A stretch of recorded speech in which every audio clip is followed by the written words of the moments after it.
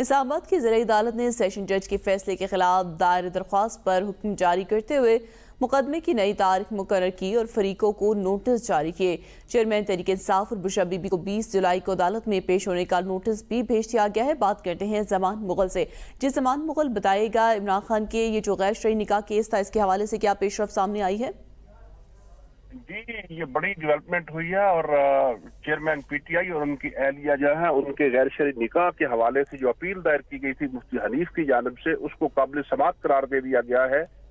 Civil جج کی عدالت سے فیصلہ ہوا تھا کہ یہ کیس جو ہے وہ ناقابل سماعت ہے، تاہم ایڈیشنل سیشن جج کی عدالت میں جب مفتی حنیف کی طرف سے اپیل دائر کی گئی اور موقف اختیار کیا گیا کہ سول جج کا فیصلہ جو ہے وہ قانون کے خلاف تھا، لہذا میری اپیل پر نظر ثانی کی جائے، جس پر کیس کو ریمانڈ بیک کیا گیا اور ریمانڈ بیک کرنے کے بعد عدالت نے دوبارہ فریقین کے دلائل سننے کے بعد کل فیصلہ محفوظ کیا تھا، جسے آج سنا دیا گیا اور محفوظ فیصلے کے مطابق کیس کو قابل سماعت قرار دیتے ہوئے 20 جولائی کو چیئرمین پی ٹی آئی اور ان کی اہلیہ کو نوٹس جاری کر دیا گیا ہے۔